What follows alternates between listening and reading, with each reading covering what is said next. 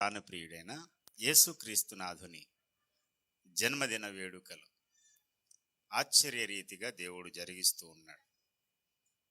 ఈ దినాన్న పెద్దవలసల గ్రామంలో మనం ఈ కొత్త కాలనీలో కూడుకోవడానికి దేవుడు చూపిన అద్భుతమైనటువంటి సహాయం కొరకు దేవునికి కృతజ్ఞతాస్తుతులు చెల్లిస్తూ ఉన్నాను. సమయాన్న దేవుని వాక్యాన్ని ధ్యానం చేసుకుందాం. పరిశుద్ధ బైబిల్ గ్రంథంలో నుండి మత్తయి సువార్త 2వ అధ్యాయం. పరిశుద్ధ బైబిల్ గ్రంథంలో నుండి మత్తయి సువార్త 2వ అధ్యాయము 10-11 వచనాలు కలిపి ఉన్నటువంటి వాక్య భాగాన్ని నేను చదువుతున్నాను. బైబిల్లో ఉన్నవారు చిత్తగించండి. మత్తయి సువార్త 2వ అధ్యాయము 10-11 వచనాలు. వారు ఆ నక్షత్రమును చూచి అత్యానందభరితులై ఇంటిలోనికి వచ్చి తల్లి అయిన మరియను ఆ శిశువును చూచి సాగిలపడి ఆయనను పూజించి తమ పెట్టెలు విప్పి బంగారమును సాంబ్రాణిని ధూలమును కానుకలుగా ఆయనకు సమర్పించిరి. దేవుడు ఈ పరిశుద్ధ వాక్య భాగం ద్వారా మనందరితోనూ మాట్లాడునట్లుగా ప్రార్థన చేద్దాం. తలలు వంచండి, కన్నులు మూయండి, దేవుని యొక్క సహాయాన్ని కోరుకుందాం. ఈ దినమున దేవుడు మనతో మాట్లాడునట్లుగా దైవ సందేశం కొరకు దేవుని సన్నిధానంలో మనం ప్రార్థన చేద్దాం. తలలు వంచి నాతో పాటు ప్రార్థనలో ఏకీభవించండి. సకల ఆశీర్వచన శుభములకు మూలకారకుడువైన యేసయ్య, సర్వశుభదాయకుడువైన కన్న తండ్రి, నీకు వందనాలు. ఈ సమయాన నీ యొక్క సన్నిధానాన్ని అనుభవించడానికి మేము కూడుకుని ఉంటుండగా ఈ ప్రాంతమును మీరు దీవించండి, ఈ ప్రాంత ప్రజలను మీరు దీవించండి. బలమైన నీ యొక్క వాక్కును మా మధ్యకు పంపించమని, వ్యతిరేక్తంగా పనిచేస్తున్న సాతాను క్రియలన్నిటిని బంధించి దూరముగా పారద్రోలి మీ యొక్క స్వరము ద్వారా మా హృదయాలను తెప్పరిల్ల చేయమని, ప్రతి విధమైన ఆటంకములను కాల్చివేయండి స్వామి. మీరు మాట్లాడితే మేము బ్రతుకుతాము గనుక మేము బ్రతుకున్నట్లుగా మాతో మాట్లాడండి. మీరే మహిమా ఘనత ప్రభావములు మీరే పొందవలసిందిగా నీ చిత్తమును మా జీవితంలో జరిగించి, అయ్యా నాయన, నీ వాక్కును పంపించమని, మీ జననము ద్వారా కలిగే సకల శుభములు ఈ ప్రాంతవాసులకు అయ్యా మాకు కూడా అనుగ్రహించమని యేసు నామమున వేడుకుంటున్నాం పరమ తండ్రి, ఆమేన్. ప్రభునందు ప్రియమైన సహోదరి సహోదరులారా, యేసుక్రీస్తు ప్రభుల వారు ఈ భూమి మీద జన్మించిన మీదట ఆయన జననమును గూర్చినటువంటి శుభవార్త, శుభవర్తమానము దేవుడు ప్రత్యేకంగా 2 వర్గాల ప్రజలకు దేవుడు తెలియజెప్పాడు. మొట్టమొదటి వర్గము ఊరి వెలుపల గొర్రెలను మేపుకుంటున్నటువంటి గొర్రెల కాపరులు. వీరు ఎవరికి సాదృశ్యంగా లేక ఎవరికి ప్రాతినిధ్యం వహిస్తున్నారంటే పామర జనాంగానికి ప్రాతినిధ్యం వహిస్తున్నారు. సాధారణంగా చిన్నప్పటి నుంచి పశువులకు కాపరులుగా ఉంటూ ఊరి వెలుపల పొలాల్లో ఉండే వాళ్ళకి అంతగా చదువుతో పని ఉండదు. మినిమం డిగ్రీ చేయాలి, లేకపోతే 10th క్లాస్ పాస్ అవ్వాలి, అప్పుడే వారు గొర్రెలను మేపడానికి పనిచేస్తారు అనేటువంటి చదువుతో నిమిత్తం అనేది లేనే లేదు. చదువుకోవచ్చు, చదువుకోకపోవచ్చు. అంటే గొర్రెలను మేపేటువంటి మేకలను మేపే వాళ్ళు ఎవ్వరూ చదువుకోలేదని నేను అన్ను. చదువు అవసరం లేదు దానికి. వాటి మీద ప్రేమ మమకారం ఉండి కొంచెం ఓర్పు ఉంటే చాలు, పశువులను మేపొచ్చు. ఈ దినాల్లో పశువుల ఫార్మ్స్ పెడుతున్నారు, బాగా చదువుకున్న వాళ్ళు కూడా. నేను 10th క్లాస్ చదువుతున్న సమయంలో ఒక అన్నయ్య ఉండేవాడు. ఆయన పీజీ పోస్ట్ గ్రాడ్యుయేషన్ చేశాడు, ఎంకామ్ చదువుకున్నాడు. ఆయన అన్నిట్లో first class, MCom first class. కానీ ఉద్యోగం రాలేదు. ఉద్యోగం రాకపోతే ఇంట్లో ఒక 10 మేకలు ఉంటే ఆ మేకలను మేపుతూ ఉండేవాడు. చాలా బాధ అనిపించేది చూసి. పీజీ చదువుకున్నాడు, ఉద్యోగం లేక గొర్రెలు మేపుకుంటున్నాడని బాధపడేవాళ్ళు. అంటే అదే కానీ చదువు లేకుండా ఉండి ఎవడన్నా గొర్రెలు మేపుతున్నాడు అనుకోండి, చదువు లేదు పాపం గొర్రెలు మేపుతున్నాడు అని ఎవరు అనరు. ఎందుకంటే చదువుతో నిమిత్తం లేదు, బడికి వెళ్ళే అవసరం లేదు, విద్యాబుద్ధులు విద్యాభ్యాసం అనేది అవసరం లేదు. అది మొదటే చెప్పాను, గొర్రెల మీద పశువుల మీద కాస్తంత మమకారం ప్రేమ ఉంటే చాలు, పశువుల కాపరులుగా రన్ అయిపోవచ్చు. ఈ పశువుల కాపరులకు యేసయ్య పుట్టాడు అనేటువంటి మొట్టమొదటి వార్తను పరలోకము నుండి వచ్చిన గబ్రియేలు దేవదూత గారి ద్వారా దేవుడు తెలియపరిచాడు. మరి రెండవ వర్తమానం ఎవరికి అందించబడింది అని అంటే, తూర్పు దేశపు జ్ఞానులకు తెలియపరచబడింది. ఈ విషయాన్ని నేను ఫలానా సింబాలిక్ ఫలానా అనవలసిన అవసరం లేదు, వాళ్ళు జ్ఞానులు అని బైబిల్ చెబుతుంది. జ్ఞానులు అనే మాట ఎవరికి ఆపాదించవచ్చు అని అంటే, జ్ఞానులందరికీ ఆపాదించవచ్చు. అంటే గొర్రెల కాపరులు పామర జనాంగము, జ్ఞానులు పండిత వర్గము. అంటే పామరుల నుండి పండితుల వరకు అందరికీ యేసును గూర్చిన వర్తమానము సువర్తమానము అవసరము గనుకనే ఈ యొక్క బైబిల్లో ఈ 2 విషయాలు దేవుడు రాయించాడు. మాకెందుకండి చదువు లేని వాళ్లకు దేవుని గూర్చిన వార్త, ఓ పాట వచ్చా పద్యం వచ్చా మాకే చదువు రాదులేండి అనే వాళ్లకు కూడా యేసును గూర్చిన వార్త అవసరము గనుకనే ఆ గొర్రెల కాపరులకు పామర జనాంగానికి దేవుడు తెలియపరిచాడు. రెండవ వర్గం ఎవరు అని అంటే పండిత వర్గము, జ్ఞానులు. ఈ జ్ఞానులకు కూడా దేవుడు వర్తమానం తెలియజెప్పాడు గనక చదువుకున్న వాళ్ళం, బాగా మాకు ఎడ్యుకేషన్ బాగా తెలుసు, మేము మంచి ఎడ్యుకేటెడ్ పీపుల్స్ అని ఆనందించే వాళ్ళు కూడా తప్పకుండా వారు కూడా యేసును గూర్చిన వార్త విని తీరవలసిందే. వారికి కూడా అవసరమే. పామరులైనా పండితులైనా ఈ లోకంలో ఎవరైనా సరే అందరికీ యేసు యొక్క జననము ప్రయోజనకరమైనది, ప్రాముఖ్యమైనది. ఈ సత్యాన్ని తెలుసుకుని తీరవలసిందే. నువ్వు నమ్ముతావా నమ్మవా అనేది వేరే విషయం. నువ్వు నమ్మకపోయినా నమ్మినా సరే ఆయనకు వచ్చిన నష్టం ఏమీ లేదు. కానీ చెప్పవలసిన అవసరం అయితే ఉంది గనుకనే చెబుతున్నాం. నా ప్రియమైన అన్నయ్యలారా, అక్క చెల్లెళ్ళారా, జ్ఞానులకు శుభ సమాచారం దేవదూత ద్వారా కాదు, ఆకాశంలో వెలసినటువంటి ఒక వింత తార ద్వారా యేసునాథుని యొక్క జననమును గూర్చినటువంటి సందేశము వారికి అందించబడింది. ఈ జ్ఞానులు ఎవరు జ్ఞానులు ఎవరు అంటే, ఇంగ్లీష్ బైబిల్లో MAGI మాగి అని ఉంటుంది. మాగి జ్ఞానులు అంటే మాగి అని ఉంటుంది. మాగి ఏడు సార్, ఇదొక పార్షియన్ భాషా పదము. పారసీక దేశానికి చెందినటువంటి రాజుల దగ్గర రాజదర్బారులో ఉండేటువంటి కొంతమంది పండితులను, వారికి ప్రాముఖ్యంగా 3 విషయాల మీద మంచి పట్టు ఉంటుంది వాళ్ళకి.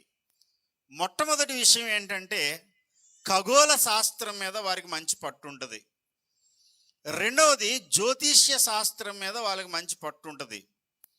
మూడవది లౌకిక విషయాల పట్ల కూడా మంచి పట్టు కలిగినటువంటి వాళ్ళు ఎక్కడున్నారని వెతికి వారిని సంస్థానంలో నియమిస్తారు.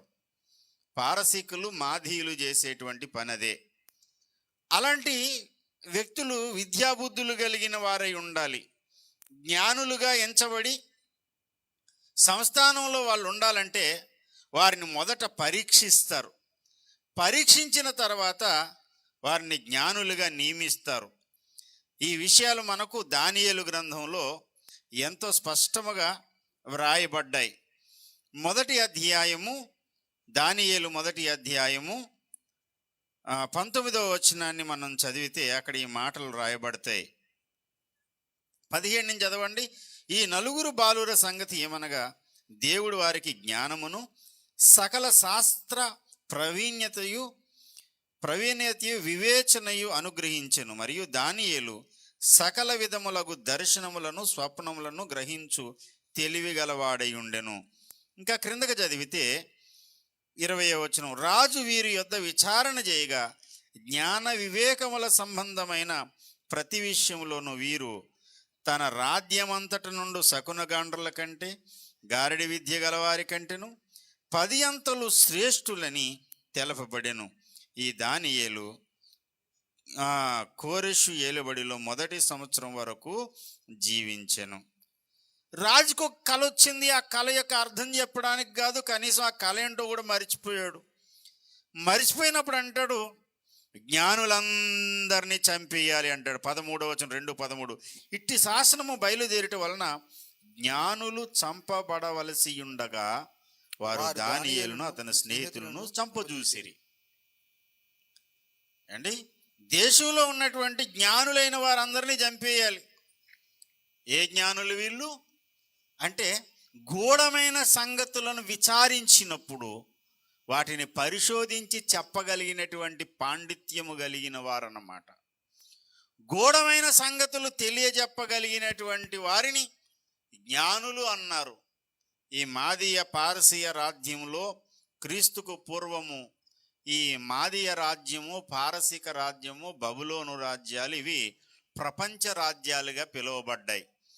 బబులోను సామ్రాజ్యపు అధినేత అయినటువంటి నెబుకద్నెజరు ప్రపంచ సామ్రాట్ అయ్యాడు.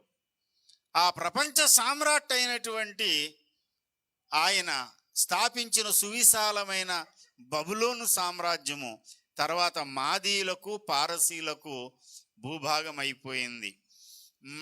మాదీయులు పారసీకులు సంకీర్ణ ప్రభుత్వం ఏర్పాటు చేశారు. వాళ్ళు వీళ్ళకి అలయన్స్ అయ్యి వాళ్ళు వీళ్ళు కలిసి సంకీర్ణ ప్రభుత్వంగా ప్రపంచాన్ని పాలించారు.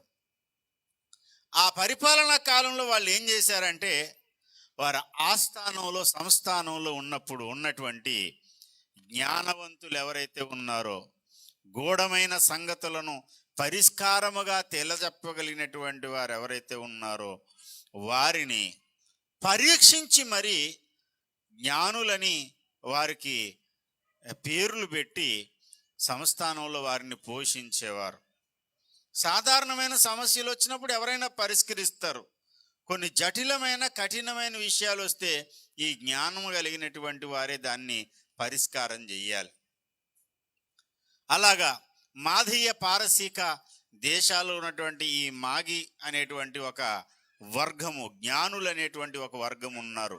వారు యేసు ప్రభువు వారు పుట్టిన మీదట తూర్పు దేశముల నుండి మాదీయ పారసీకము, ఇంకా తర్వాత ఆ తూర్పు ప్రాంతాల్లో ఇజ్రాయేలుకు తూర్పు భూభాగాల్లో ఉన్నటువంటి ప్రాంతముల నుండి వీళ్ళు సుదూర ప్రయాణము చేసి యెరూషలేముకు వచ్చారు. యెరూషలేముకు వచ్చి ఆ హేరోదు రాజును అడుగుతారు, యూదులు రాజుగా పుట్టినవాడు ఎక్కడ? మేము ఆయనను పూజింపవచ్చితిమి. యూదుల రాజుగా పుట్టినవాడు ఎక్కడున్నాడు? మేము ఆయన పూజించడానికి వచ్చాం.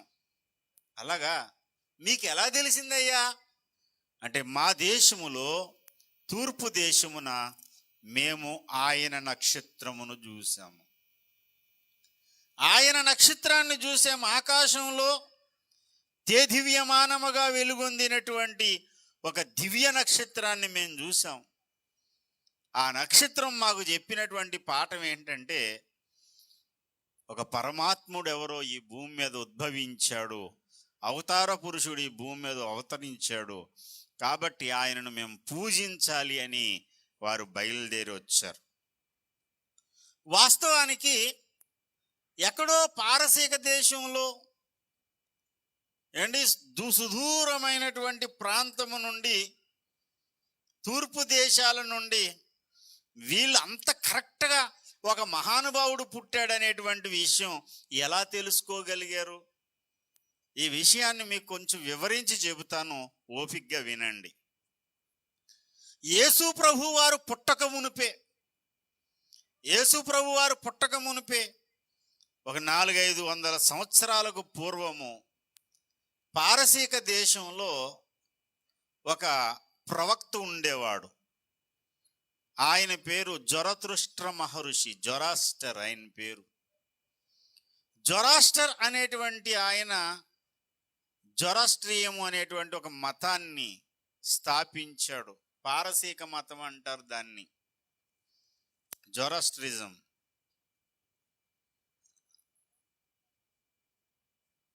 దానికి ప్రామాణిక గ్రంథం ఒకటి ఉంది, దాని పేరు జెండ్ అవెస్తా అనేటువంటి గ్రంథం. ఈ జెండ్ అవెస్తా అనేటువంటి గ్రంథంలో ఇప్పుడు మీకు కావాల్సి ఉంటే, ఎవరికైనా నాకు జెండ్ అవెస్తా కావాలి సార్ అని అడిగితే అండి ఈజీగా మీరు బుక్ స్టాల్లో కొనుక్కోవచ్చు, ఇంగ్లీష్లో దొరుకుతుంది. లేదు సార్ కొనుక్కోవడానికి నా దగ్గర డబ్బులు లేవండి, మీ దగ్గర ఏమైనా ఉంటే ఇవ్వండి అన్నారు అనుకోండి, 3 నిమిషాల్లో నేను ఇస్తాను, ఎందుకంటే నా సెల్లోనే ఉంది. జెండా వ్యవస్థ మొత్తం PDF ఫైల్ అంతా నా దగ్గర ఉంది. ఇందులో ఈ జెండా వ్యవస్థ అనేటువంటి గ్రంథంలో సృష్టికర్త అయినటువంటి దేవుణ్ణి గూర్చి జొరాస్టర్ చాలా విషయాలు చెప్పాడు. జొరాస్టర్ చెప్పినటువంటి ఆ జరతుష్ట్ర మహర్షి అని చెప్తారు కదా, ఆ మహర్షి చెప్పినటువంటి జెండా వ్యవస్థలో అతి ప్రాముఖ్యమైనటువంటి ఒక ఘట్టం ఉంది, ఒక విషయం ఉంది. అదేంటనంటే భవిష్యత్తులో రాబోతున్నటువంటి లోకరక్షకును గూర్చినటువంటి ఆనవాళ్ళు. ఆయన పేరు యేసు అని రాయలేదు ఏండి, యేసు అనే మాట అతడు ప్రస్తావించలేదు, కానీ యేసు ప్రభు వారికి ఉన్నటువంటి పోలికలన్నీ చెప్పాడు. జెండా వ్యవస్థలో చెప్పినటువంటి ఆ అవతార పురుషుడు ఎవరైతే ఉన్నాడో, ఆ అవతార పురుషుని యొక్క లక్షణాలు చెబుతూ కొన్ని పోలికలు చెబుతాడు. మొట్టమొదటి ఏంటంటే, ఆ అవతార పురుషుడు ఒక పవిత్ర స్త్రీ ద్వారా రక్షకుడు పుడతాడు. రక్షకుడు అనే మాట ఉపయోగించాడు అక్కడ. రెండోది, ఆయన జననము మహా అద్భుతమై ఉంటుంది అని ప్రస్తావించాడు. మూడో విషయం ఏంటంటే, ఆయన పుట్టినప్పుడు ఒక అద్భుతమైనటువంటి సూచన ఆకాశంలో కలుగుతుంది అని రాశాడు. ఇక మరో విషయం రాశాడు, అదేంటంటే ఆ మహిమ పురుషుడు ఎవరైతే ఉన్నాడో, ఆయన ఆ దివ్య పురుషుడు అవతరించినప్పుడు మరొకటి జరుగుతుంది. అదేంటంటే అతడు అంతిమ యుద్ధం ఒకటి జరిగిస్తాడు, కాలాంతమున అంతిమ యుద్ధం చేస్తాడు. ఆ అంతిమ యుద్ధము జరిగించినప్పుడు ఆ అంతిమ యుద్ధము ద్వారా శత్రువు అయినటువంటి చీకటి ఒకటి ఉంది, ఆ చీకటిని పూర్తిగా అతను రూపుమాపుతాడు. చీకటి అనే దాన్ని పూర్తిగా రూపుమాపి ఒక రాజ్యాన్ని అతడు స్థాపిస్తాడు అని రాశాడు. ఈ మాటలన్నీ చెప్తుంటే జొరాస్టర్ గారు చెప్పినటువంటి సువార్త అవుతుంది అంతే. ఇంకేమి వేరే వ్యాఖ్యానం, వేరే వ్యవహారం కూడా అవసరం లేదు. ఒకసారి ఎక్కడో వాక్యం చెబుతూ, అమలాపురంలో అనుకుంటాను, వాక్యం చెబుతూ ఒక మాట చెప్పాను. ఏంటంటే వ్యాస భగవానుడు చెప్పిన సువార్త అని. వ్యాస భగవానుడు చెప్పిన సువార్త. ఈరోజు ఎవరు చెప్పిన సువార్త అంటే జొరాస్టర్ చెప్పిన సువార్త. జొరాస్టర్ చెప్పిన సువార్త మీరు జెండా వ్యవస్థ గ్రంథంలో మీరు చూడండి. నేను ఆసక్తి ఎవరికైతే ఉందో వాళ్ళని అడగండి, నేను ఇస్తాను, మీకు ఆ PDF ఇస్తాను. మీరు వెతికితే ఆ రక్షకుని గూర్చి 5 చోట్ల రాయబడింది. 5 చోట్ల రాశాడు అండి. ఈ 5 చోట్ల రాయబడినటువంటి విషయాల్లో అతని గురించి ఏమైనా ఉంటుందో తెలుసా? డైరెక్ట్గా భవిష్యత్తులో దేవుడు పంపబోయే అంతిమ రక్షకుడు అని ఉండదు అక్కడ. అంతిమ రక్షకుడు, చిట్ట చివరిన ఒక రక్షకుడిని పంపుతాడు. సౌశాంత్ అతని పేరు. ఏం పేరు చెప్పండి? ఆయన పేరు సౌశాంత్. గుర్తుపెట్టుకోండి, ఏం పేరండి? సౌశాంత్. ఆ పారసిక భాషలో సౌశాంత్ అంటే అర్థం ఏంటంటే రక్షకుడు అని. హెబ్రీ భాషలో యేసువా, యెషువా, యేసు అంటే అర్థం ఏంటి? ఏంటి చెప్పండి? యెషువా అంటే ఏంటి? రక్షకుడు అండి. ఏంటి? యేసు అను పేరు పెట్టుదురు. యేసు అనగా ఏంటి? రక్షకుడు. ఒకవేళ జెండెవెస్తా గ్రంథాన్ని హిబ్రూ భాషలోకి తర్జుమా చేసాం అనుకోండి, అక్కడ సౌశాంత్ అనేటువంటి పదానికి బదులుగా ఏమి రాయవలసి వస్తుంది? యెషువా అని రాయవలసి వస్తుంది. ఒకవేళ ఆ సౌశాంత్ అనేటువంటి ఆ పదాన్ని పారసిక గ్రంథాన్ని, ఇంగ్లీష్లో ఉన్నటువంటి దాన్ని దేంట్లోకి, తెలుగులోకి కానీ తర్జుమా చేసాం అనుకోండి, అక్కడ ఏమని రాయవలసి వస్తుంది అంటే యేసు అని రాయవలసి ఉంటుంది. భవిష్యత్తులో ఒక కుమారుడు రాబోతున్నాడు, ఆయన పేరు సౌశాంత్, అంతిమ రక్షకుడు. ఈ అంతిమ రక్షకుడు పవిత్రురాలైన ఒక కన్యకకు జన్మిస్తాడు అని రాశాడు. అప్పుడు యేసు ప్రభు పుట్టాడా? పుట్టలేదు. యేసు ప్రభు పుట్టుక ముందు ఇంకా చాలా సంవత్సరాల ముందే, సుమారు 1000 సంవత్సరాలు, 500 సంవత్సరాలకు పై చిలుకు అండి, చాలా సుదీర్ఘమైనటువంటి కాలాన్ని చూడగలిగాడు జరతుష్ట్ర మహర్షి, పారసీక మత గ్రంథకర్త అయినటువంటి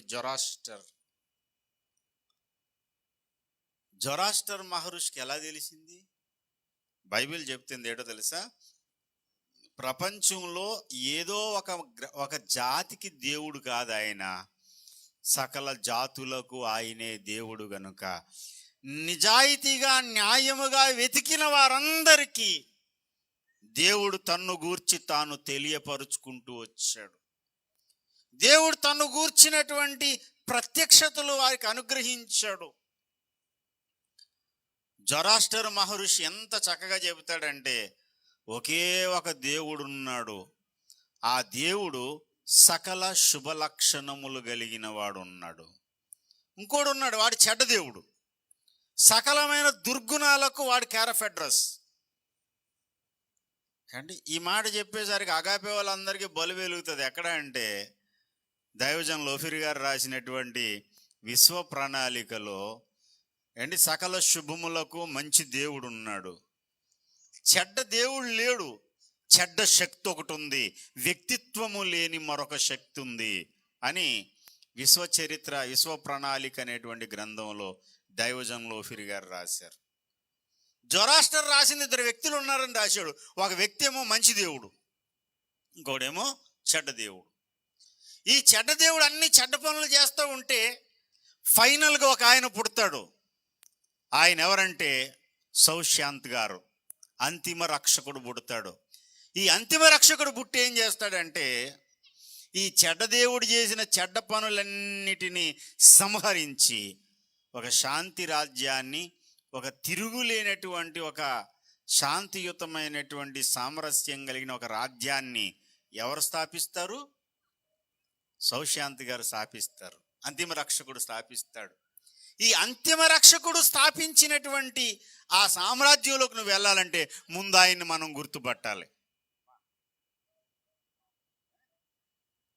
ఆ అంతిమ రక్షకుని గుర్తుపట్టడానికి మొదటి సూచన చెప్పాడు, పవిత్రురాలైన కన్యక వలన పుడతాడు, పవిత్రురాలైన ఒక స్త్రీమూర్తి వల్ల పుడతాడు.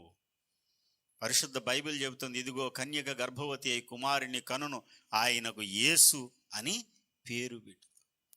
కన్యక గర్భవతి అవుతుంది, కుమారుని కంటుంది అని చెప్పినటువంటి ప్రవచనం, ఆ కన్న కుమారుడు మనుషులందరి పాపముల నుండి మనుషుల్ని విడిపించేటువంటి వాడు అవుతాడనేది 100% నెరవేరింది ఒకే ఒక ఆయనలో, ఆయన ప్రభువైన యేసు. దేవునికి స్తోత్రం కలుగునుగా. హల్లెలూయా. Happy Christmas, merry Christmas, merry Christmas. దేవునికి స్తోత్రం. ఇక రెండో విషయం ఏం చెప్పాడని చెప్పాను, 4 సంగతులు చెప్పాను. ఎవరు చెప్పిన సువార్త ఇది? జొరాస్టర్ గారు చెప్పిన సువార్త. రెండో విషయం ఏంటంటే, ఆ సౌశాంతి గారు జన్మించినప్పుడు ఆకాశంలో ఒక సూచన కలుగుతుంది. ఆకాశంలో ఒక సూచన కలుగుతుంది.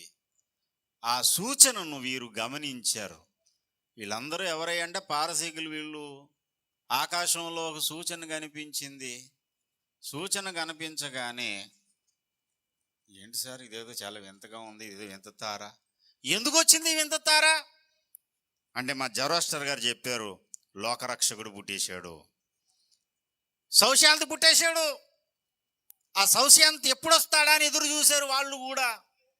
ఎందుకనంటే చెడ్డ దేవుణ్ణి సంహరించి చెడంతటిని హరించి నీతిని ఒకటి స్థాపించగలుగుతాడు, అంతిమ చివరి యుద్ధం చేస్తాడు ఆయన అని ఎదురు చూశారు గనక ఆకాశంలో కలిగినటువంటి ఆ దివ్యమైన మార్పు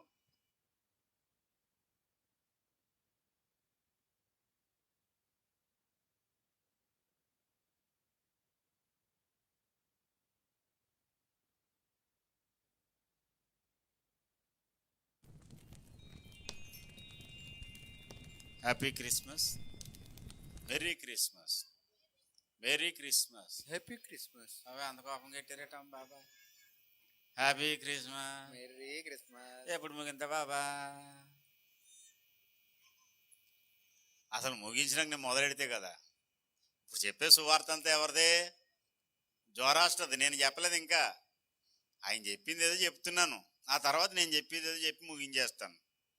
దేవునికి స్తోత్రం. హల్లెలూయా, హల్లెలూయా.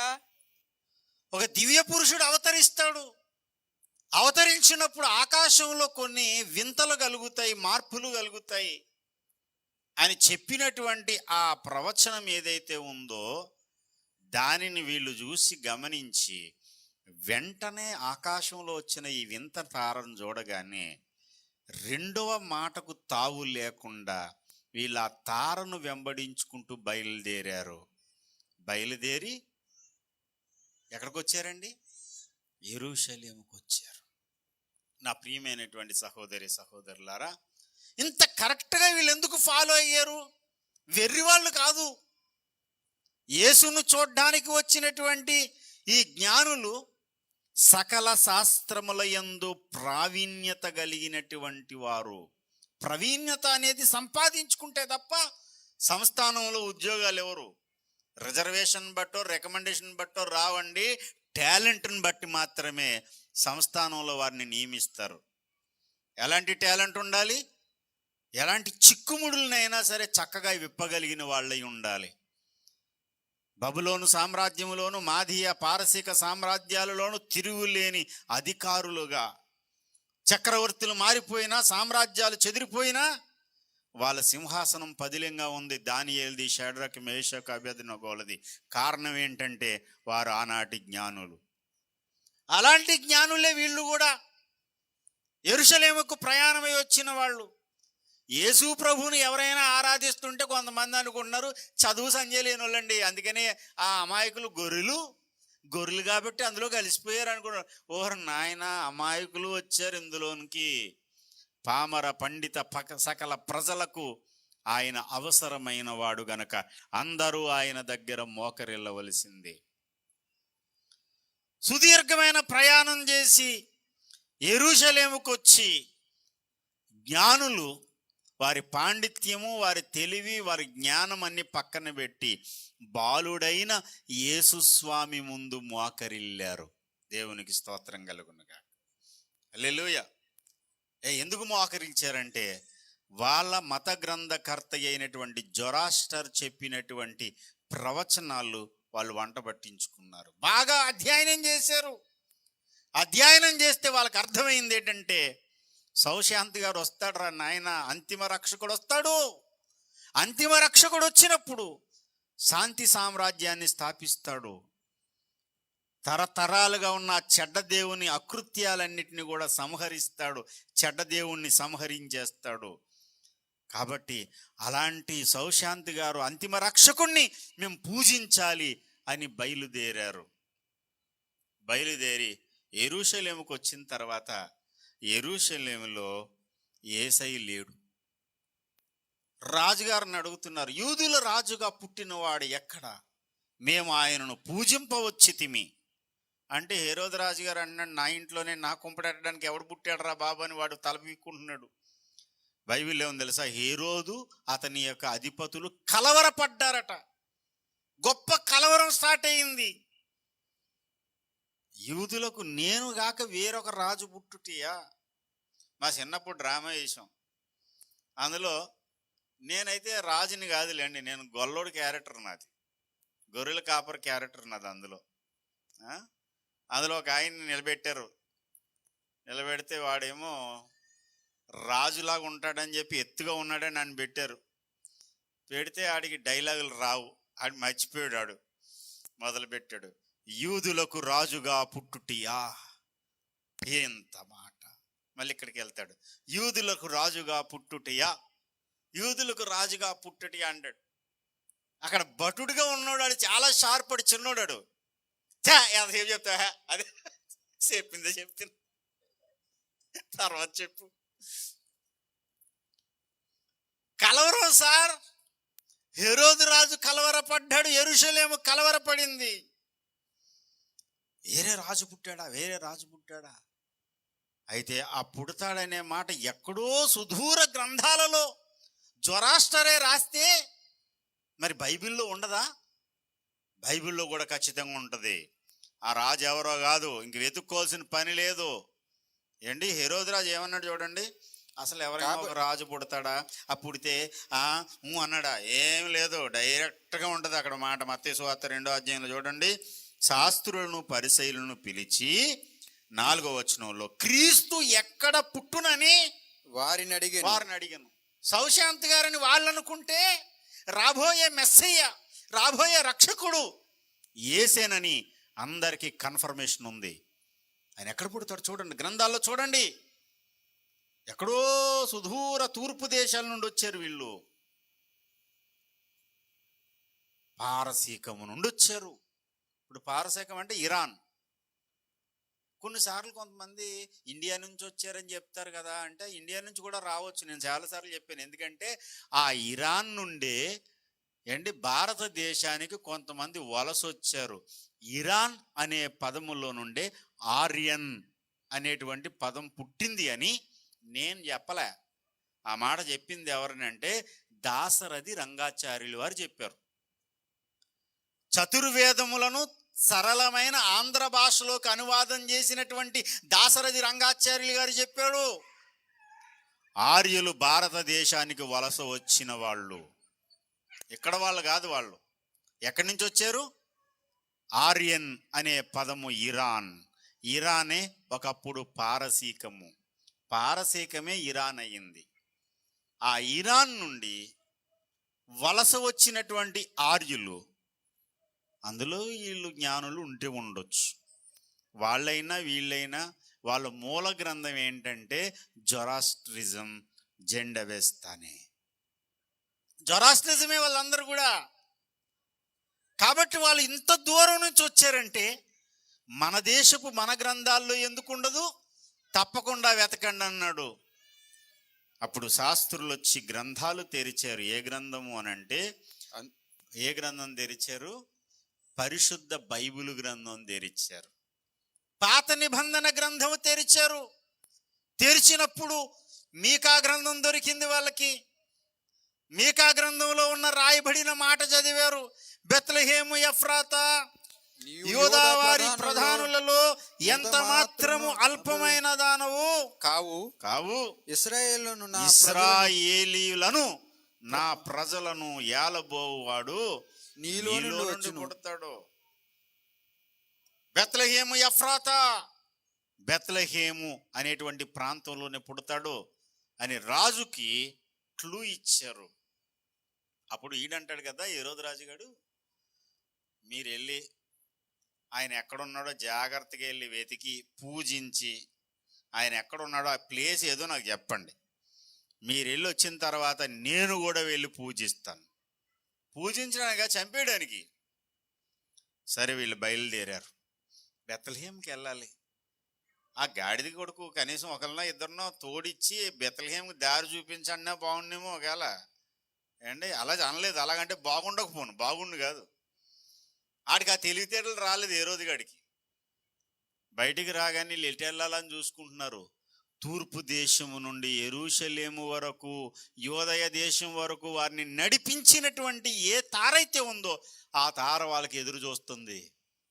హరే, ఏ తారను చూసి మనం బయలుదేరామో, ఏ తార ఇంత దూరం నడిపించిందో ఆ తారను వదిలేసి వీడి దగ్గరికి వెళ్ళాం మనం అనవసరంగా అని చెప్పి ఆ ముందుండి నడిపించిన తారను చూసి అత్యానంద భరితులై బెత్లెహేముకు వచ్చినప్పుడు ఒక ఇంటిలో యేసుబాబు ఉన్నాడు. ఆ ఇంటిలోనికి వెళ్ళారు. ఇప్పుడు నేను చదివిన మూలవాక్యంలోకి వచ్చాను, ముగించేస్తాను. మత్తయి సువార్త 2వ అధ్యాయము 11వ వచనం. వారు ఆ నక్షత్రమును చూచి అత్యానంద భరితులై ఇంటిలోనికి వచ్చి తల్లి అయిన మరియను ఆ శిశువును చూచి సాగిలపడి ఆయనను పూజించి తమ పెట్టులు విప్పి ఏం చేశారు? యేసు ప్రభు వారిని పూజించారు. కొంతమంది యేసు ప్రభు పూజార్హుడు కాదు అని భూమి మీద జ్ఞానులుగా ఎంచబడిన వారికి అర్థమవుతాడు. అందుకనే చెప్తుంటా, యేసయ్య పూజనీయుడు అనే సంగతి అర్థం కావాలంటే నీకు ముందు జ్ఞాననేత్రం మనోనేత్రం వెలిగించబడాలి. పరలోకంలో పూజనీయుడు, భూమి మీద పూజనీయుడు, అన్ని స్థలములలో పూజనీయుడు. ఆయనను పూజించి 3 రకాల కానుకలు వారు అర్పించారు. మొదటిది బంగారము, రెండవది సాంబ్రాణి, మూడవది బోళము. ఈ ప్రత్యేకమైన ఈ 3 కానుకలు 3 ప్రాముఖ్యమైన విషయాలు క్రీస్తును గూర్చి మనకు తెలియజెప్తూ ఉన్నాయి. దేవునికి స్తోత్రం కలుగునుగాక. హల్లెలూయా. అర్పించిన వాళ్ళు ఆషామాషి వ్యక్తులు కాదు. నేను మొదటే చెప్పాను, సకల శాస్త్రముల యందు ప్రావీణ్యత కలిగినటువంటి వారు, గూఢమైన అంశాలను పరిష్కారంగా తెలియజెప్పగలిగినటువంటి వారు. వీళ్ళు ఏం చేశారంటే బంగారం అర్పించారు. ఈ సౌశాంత్ గారు మామూలుడు కాదండి, అంతిమ రక్షకుడు.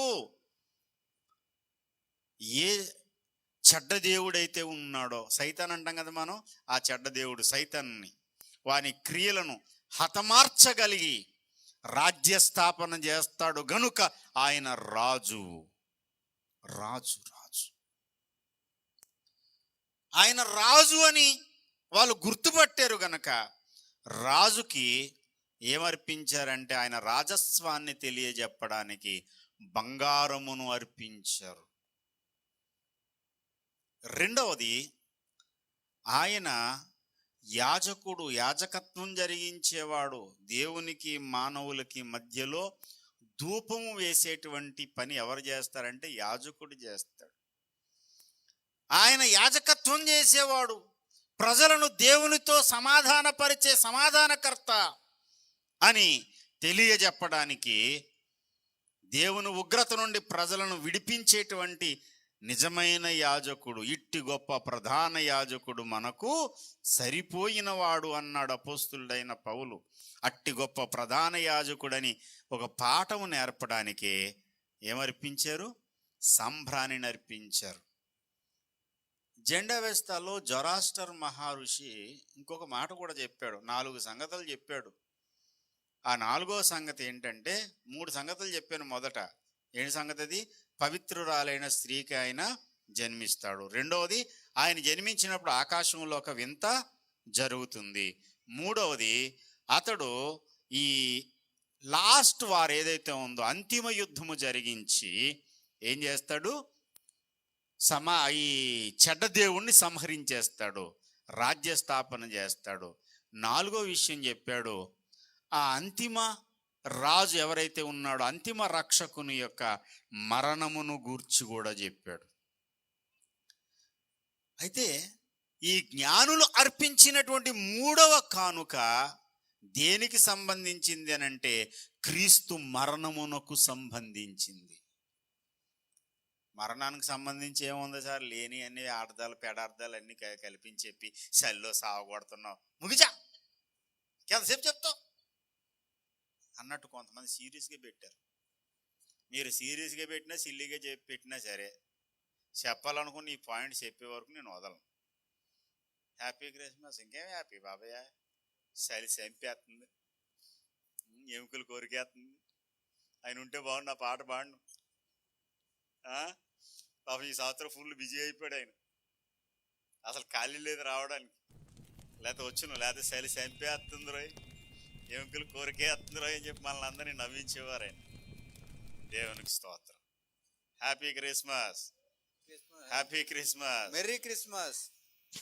జ్ఞానులు అర్పించినటువంటి అర్పణలలో మూడవ అర్పణ బోలము.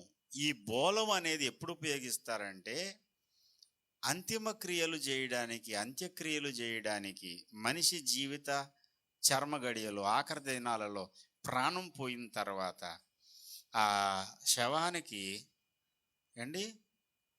ఈ బోలము అనేటువంటిది, అగరు, బోలము, అత్తరు, ఇవన్నీ కూడా ఈ సమాన అర్థాలు. ఇవన్నీ కూడా వీటిని అంత్యక్రియలు కొరకు ఉపయోగిస్తారు. పుట్టినటువంటి ఈ రక్షకుడు ఈ చెడ్డ దేవుణ్ణి సంహరించడమే కాదు, ఆయనే మరణించి మరలా తిరిగి లెగుస్తాడు అని యేసు పునరుద్ధానమును గూర్చి జరతుష్ట్ర మహర్షి కాస్తో కోస్తో ఇంటిచ్చాడు వీళ్ళకి. వీళ్ళు జ్ఞానులు గనక వీళ్ళకి అర్థమైంది, అసలు పసిబాబు పుడితే బంగారం ఎందుకండి, నాకు తెలియక అడుగుతాను.